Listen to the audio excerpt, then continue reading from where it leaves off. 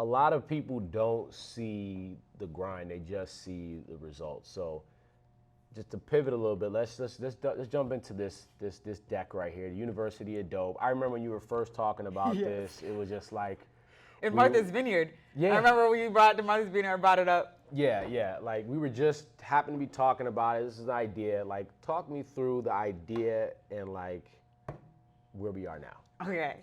So again, my co-founder, she asked me if I can name all the members of Wu-Tang. And even from then, like when we thought of the game, we didn't start developing it until a year later. Okay. We thought it'd make a fun game. The first name for it was Who Wants to Be a Cash Money Millionaire? Actually, Okay. people don't know that. That's a mouthful. Yeah, and that's why we had to pivot, right? So that was the initial name for it. We didn't think of like the concept or anything yet. I had told my cousin about it, my cousin Papa about it. Rest in peace, Papa. And he was like, that shit's dope. You got to do that shit. And I was like, nah, you know what I mean? Like, I don't have time. I was doing other things. I had an event planning company. I was working full time. Like, I was already hustling. But he was like, that's $1 million idea right there, right? Then he passed away. And when he passed away, I was like, I got to do this shit. You got to do it. I have to. The weekend of his funeral, I drove up to Brooklyn. Me, AV, and Martina, who also is the graphic designer for all of this shit you see here. Shout out to Martina. Shout out to Martina. We banged the game out in one weekend. Wow. In a weekend. And I had to like help write like his eulogy. Like, so it was a very emotional, but I'm like, I have a project to work on. Like, I got to get this done, like for this dude. You know what I'm saying? And we didn't know what we were doing. Like, I've never developed a product before. I consider myself still a novice. This is a very new space for me.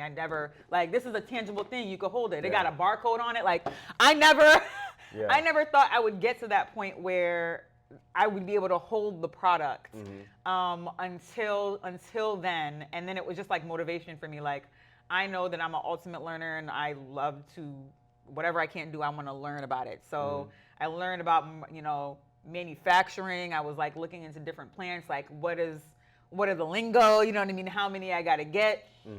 We made just a few prototypes. I think we made about 50 of them. And then we started playing the game with our friends just to see like how it goes, you know what I mean? Just to see like, can we actually really do this? Is this going to be legit? This is going to be legit. Yeah. And then when the response was like, yo, this shit's mad fun, what do I buy it? I was like, excellent. Excellent. Right? So, they're like, oh, we made it. And it was very much like, y'all made this? Yes, we made it. Yeah. And it just kept on getting larger from there. And then, my tenacious side, after I realized like this is a great product, before we even had thousands of them, I had like the gall and audacity to start like emailing like Complex, you know what I mean? Like just emailing like all the major, publications. What's the worst that could happen? They ignore you. That's it. Yeah. So anyway, I'm emailing all these people like, can you name all the members of Wu-Tang? Like that was like my tagline in the email for them to open it. And they're like, what is this? Yeah, send us a few decks or whatever. We were sending them the podcasts. We were like just getting the name out there and sending these decks to wherever we could send them. Our product back then was fucking terrible. Am I allowed to curse? Sorry. It's not for children. That's right. All right. Our product back then was terrible. Like, I didn't know what we were doing. So our box was trash. You know what I mean? Like, it would like fall apart or whatever. So I had to learn a lot as we were building to get to like what we have here today. It didn't have plastic on it. It didn't have plastic on it. It was just like the box. Like here you go. Like it's funny you say that because I remember like all my cars all over the place because the box like fell apart. Yeah. Fareed was one of my first supporters. You know what I'm saying? Listen, he was one of my first supporters, and he bought the game off the strength. And I'm sure that box fell apart as well as other people's boxes. Yeah. That if there's any OGs listening today, we played it. Holla at me if you got an old box. I will get you a new box. You just gotta holler at me. But yeah, it took a little while before, and speaking to people also in the industry, so I found some people that like women especially too, because I'm like, okay, let me go into like, I'm women in toys basically, so let me find other women in toys and games, and so to see if I could get like a mentor or any advice. And a lot of women actually did give me a lot of advice, what to do, what not to do, how many to possibly get, you know what I mean, things like that. So I got a lot of advice that I took. Yeah. And we were able to grow the company. Yeah. And then a lot of things were just when blind was faith. that? What year was that? Was that when you first? I remember we were first talking about. We went to Martha's Vineyard like at what 2000? I want to say 2015, 15, 16, Yeah. 16. I remember telling your wife about it. Like She was 7 like, years. "What?" And I was like, "Don't worry, it's gonna be dope." Like, Yeah. Literally, it's gonna be dope. No, all pun intended. Yeah. So like 2016, I was, talking about it, and then by the fall time, because he passed away in the summer. We went to Martha's Vineyard in the summer, and then by fall we launched in the fall. So November, October is like our anniversary month. Yeah. See, that's powerful. I didn't know that. Like I remember, you had posted about your cousin passing away, but I didn't know he was kind of an inspiration behind it. He was, yeah. And that's like that goes back to like, there's no coincidences. No. Like that was a part. He was there to be part of your journey for that moment, and that look what came of it. Absolutely. Would you? And I can't say hypothetically. Would I but be would you here have now? done that if? Would you have pursued it? Because I know you were saying I wasn't really taking it serious until he kind of said this is $1 million idea. I don't think I would have. In that regard, like things aren't a coincidence. I don't think I would have because that was the driver. It was like one of those things where so my cousin, very much a go-getter. Like when I mean he was doing a lot, he was like one of those people like, nah, I'm gonna be a millionaire. Like I'm working at it. So he was just constantly working on himself, on what he could do in order to get to where he wanted to get to. He was very driven. Yeah. So when he was like, nah, you gotta work on that shit. You know what I mean? Yeah, and I was like, yeah. get out of here. And I got my own shit going on, whatever. You know what I mean? It became one of those things where I'm like, any good idea that somebody told me I had that I did not act on, I'm losing, period. And that's how I took it. Got it. Yeah. No, that's awesome. I mean, that's inspiring part of your story. So, fast forward to now, you're in Target, a lot of success. Everybody that you was emailing that wasn't responding, now they knocking down your door. What were some of the tough parts of like this? Like, what kind of hurdles did you run into throughout this journey from 2016 to now 2023? The money. Okay. Well, I have two stories. Okay, so money was one of them. Like, okay, start a card game. Like, where are you gonna get this money to start this card game? And automatically, shout out to my mom, right? Listen, so my seed money came from technically my mother. I was saving up for a house around that time, and I was like, how am I gonna order? Hell, even 1,000 of these units, you know what I mean? Everything's so costly. And I was saving up for a house, and I had like a little chunk of savings, roughly around 10 grand. I'll be frank with the dollar amount. I had about 10 grand saved, and I was like, I can either, do this game, or I could buy a house, right? And then my mom was like, I think you should still buy a house. You know what I mean? Like, go, you should get into real estate. A lot of your friends are into real estate. And I was like, but I can't do both. Yeah. And I was like, and she was like, how about this? She was like, if you find a house and you need to use your money, but you still need money for the game, I'll give it to you. Yeah. And that's exactly what happened. Like, I found a house I liked, and I was like, well, there goes that money. And I was like, in the game, I still needed everything. And she gifted me the money. And I was like, don't worry, Mom, I'm gonna pay you back. She's like, are you sure this is a good idea? And I was like, yes, it's a good idea. Like, I'm gonna pay you back, right? So I got the house, then my company kicked off. We started selling them.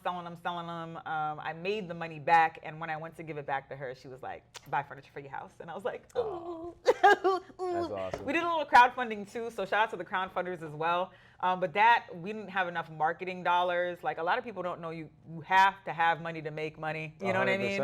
So even when you're crowdfunding, like, you have to pay for marketing. It's like, where the fuck am I get this money from? You know what I mean? So it helped a little, but it didn't like launch us in any capacity.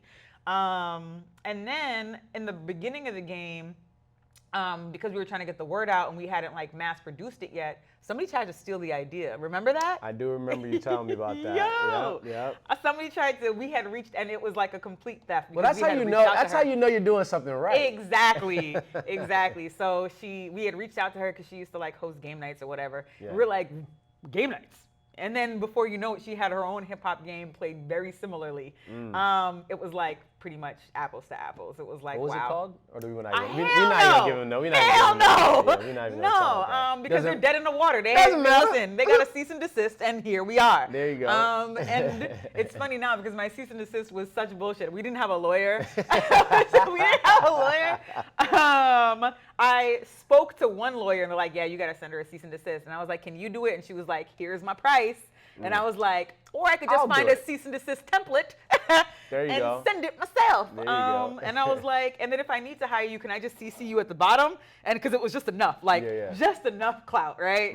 That a real lawyer advised me to send this. So I CC'd the real lawyer at the bottom. Nice. And it did what it needed to do. Love it. Yeah. Love it. Yeah. A lot of trial and error too. We had to change the way our game was played a bunch of times. We had to change the content of our game a bunch of times. Everything was a learning curve.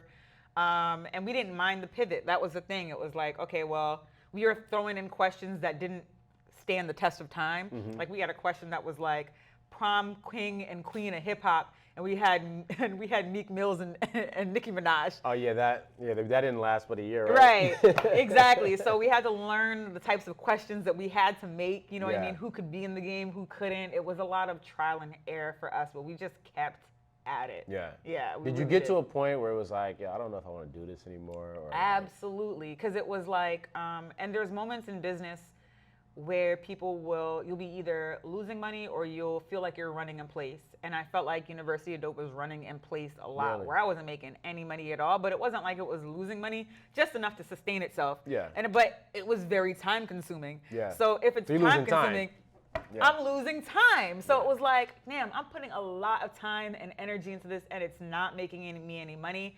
And I get that it's like, kind of like a hobby, but this hobby is exhausting me. So I was like, I told my whole team, I was like, guys, if we don't pivot here or make changes here, I don't want to do this any longer. And that's how this box came to be. Gotcha. That's how I was like, let's rebrand from the top to the bottom. We reanalyzed everything, what our logo looks like, what our tagline is, who's this game supposed to be for, like everything, down to the last little design things on the back, you know what I mean? Like little design thing, like little things, make it very, very I will granular say, when you got to this, it molecular. just looked so much more like professional, like, Yeah, and I'm like, because I wasn't proud of what I had of my product. I wasn't proud of it. I liked it because it was great at first, but I wasn't proud of it. Yeah. And then it wasn't making me any money, so I was like, what the fuck? Why am I doing it? Why am I doing this? Not getting the return. I'm not getting the return. I could be focusing my time on something that's actually going to generate me income. Yeah. I think that's very important for people to understand, like, when you're going through this entrepreneurial journey, that you're gonna hit spots Absolutely. like that. You hear a lot of people say you gotta be kind of delusional to you have to be an entrepreneur, because you really have to believe in yourself when you don't see the results, when people aren't giving you support, people trying to steal your game, and you still gotta push through. Absolutely. So you're going to be in the red. Like, you're going to operate in the red if you're a business owner. There's very few businesses that actually like start the business and stay in the green and start being profitable right away. You're going to lose money before you make money. You're going to spin your wheels as long as you stay delusional, technically. Like, this is successful. I know I have a dope ass brand, dope ass product, dopeness. Like, I'm going to push that until I can't any longer. And that's basically what it just came down to. I was like running out of energy because I was also doing other things. Yeah, you saw work, you got other things to take care of 100%. So when I did decide to do this, because it was like, I'm not making any money, I'm sitting in place. When I decided to do the rebrand of the game, I closed my event planning business. Yeah, your wedding was the last wedding I did. Yeah, I appreciate it. You helped me Not out a problem. Your wedding was the last wedding I did. I was like, I've spread myself too thin. I can't hyper focus on things that could be really, really great because I've spread myself too thin. And so the lack of focus and time, I felt was also why I wasn't seeing any growth. And that's why I was like, all right, let me close this down. Let me stop doing this and just focus on this one thing to see if I can get it to where I need it to get to before I can truly, truly, truly give it up. If I didn't give it my 100%, then it felt wrong to hang up. I didn't try. I didn't really try. I mean, like, I was trying, but I wasn't giving it the 100% that it needed. And I was like, okay, if I can't do that, then, you know, I have to make a decision on hanging it up here and being okay with that, or dropping other things to hyper focus on this so I can see where it can actually go before I can hang it up. And it paid off. Absolutely. What was that feeling like when you first walked into Target and saw it? 'Cause I was super proud and happy and excited, but like this is your baby, so what did that feel like? I cried, and then I stood by the display like a weirdo, like people were going by with the carts. I'm like, yes, this is mine. Like, yeah, I did. You wanna put it in your cart? Put it in your cart. I cried. And then even the days afterwards when I would just go run errands and go to Target and I'm like, oh shit, my game is in here. And I was like, oh my God, let me just ride by the game aisle. Yeah. Oh shit, there it is. I like fix it on the shelf and then continue to buy my hair products. That is awesome. Yeah, so I cried because I didn't think I would ever be able to get to that point. Yeah. I wanted to, that's always the goal, but there's always that like little bit of self-doubt that you have. Like, am I really gonna get there? Yeah. Made me cry just now. Yeah. No, I love it. It was tears of joy. It really was, because I didn't think I would ever get to that point. So it was like the rebrand and me pivoting and me wanting to put a lot of effort into it. Like that's why I did it. So it was like seeing the payoff in the flesh was wild. All those long nights and just times of running in place and it was everything it needed to be. Yeah, it made my mom super proud. You know, again, Africans, we love to brag. So I'm like her being able to tell her friends, and then or her friends being like, "Oh, I saw your daughter's game in Target," or "I saw her on the news," or whatever. Has been great. That's awesome.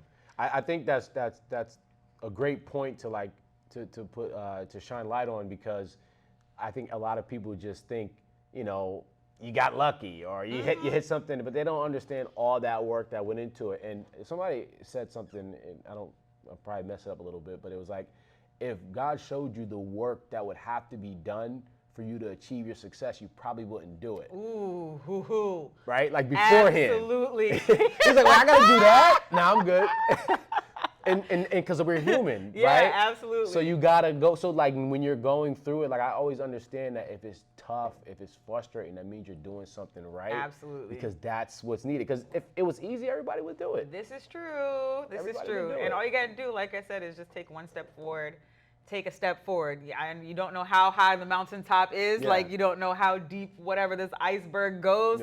Just take a step forward. One step forward. Keep on putting your foot in front of the other and just see where it goes. And that analogy that I had was like you were saying, like you said, the best way to eat an elephant is one bite at a time. Exactly. You know, you can't eat the elephant. Like you get overwhelmed. Exactly. Don't get overwhelmed. Just take one step at a time. And I think it's also tough, like for people like you, like you're never like satisfied, right? Oh, like you God, want to keep going forward, and like sometimes you don't see like your greatness because you're in the work. But I always knew, like when you told me, I was like, you're gonna make it happen, no matter what. You got a lot of people around you that way more confident than I. You're way more confident than I. And even then, like the moment of seeing it in Target, yes, I cried. Yeah. But I also have a problem, like a deep-seated problem, because it was like already like, what's next? You know what I mean? Like the celebration was short. Enjoy it for a little bit. I had to. I believe this is just the beginning. Yes. Absolutely. We're definitely pivoting in other arenas, and I can't wait to see what we do in other arenas now. Yeah. Let's pivot. That's perfect segue. Like, what's coming next? Like, what are you working on now? Ooh. What can people expect? Yes. So they can expect two things. All right. So one, obviously, we came out with an expansion pack. This is our expansion pack here. It's the Anatomy of R&B. It actually fits inside this box, but can be played separately for people who don't like hip hop. R&B heads. We're going to be coming out with a bunch of expansion packs. We have a volume 2 that's coming out of this one soon. And then we're going to switch to like Ode to the South, you know, geographical locations for like those people. Yeah. And then maybe West Coast, down South. And then we've been dabbling in the idea of other genres as well. So that's the card game maybe side. Like an Afro beats genre Afrobeats, you know, dance hall, Caribbean inspired, John. We did also create a special edition pack for Hip Hop turned 50 this year. Okay. Yeah, so it's kind of like the same game, but we like gold foiled it, and then like cards are all like special edition and whatnot. So we did that because like hip hop has been like saved me so many times in my own personal life. So it was just like I had to do something. This is my own special ode to hip hop. Awesome. And then the third larger component is University of Dope is getting into events. We threw our first event at the beginning of the year where now it's a game show, a live game show where you, the contestants at home, get to vote for the questions that are in our ratchet game against contestants on stage. So all the challenges, like the audience will get to vote for which contestant they want to see do challenges. They get to vote for which contestant won the game show. Like they control the show, the vibe of the show and everything. And we're going to be doing our own private events, but we also have been hired to do virtual events for like large brands like Sony, Bleacher Report. We got hired to do the Roots Picnic, so we were at the Roots Picnic Festival. We were at Essence Fest. It was lit. Yeah. So like we're branching out into the event sector, and we're gonna have like our first large event in Miami this year for Art Basel. Nice. So I'm really excited about that. The Fingers brand. crossed, it's still in the works, knock on wood. But if that event works out, our plan ultimately would be to take that show on the road. Okay. Yeah. Okay. So a lot of exciting things to come. I'm super excited for where this is going to go. I'm super proud of you. Thank you. Appreciate you coming on. All right. Well, I know there's so much more we can talk about. I know. We just kind of scratched the surface. I was glad you were able to come up here. Just tell everybody where they can find you, where they can get the game. We know it's in Target, but the website, all that good stuff. Gotcha. So first, original game here. You can find this at Target. Please go to target.com to get it so they can continue to buy it from me in bulk. Just being real, right? Just being real. But go to start target.com. calling Walmart, too. Right. Call Walmart. Let them ask them, like, do you guys have University of Dope on the shelf? Like, be that person. But go to target.com. You can find University of Dope there. And always our expansion pack here and our special edition pack here, you got to come to us for. So that's universityofdope.com. We are on social media, Instagram, TikTok, Twitter, Facebook, all at University of Dope. Please follow us. There you have it. Marian, University of Dope.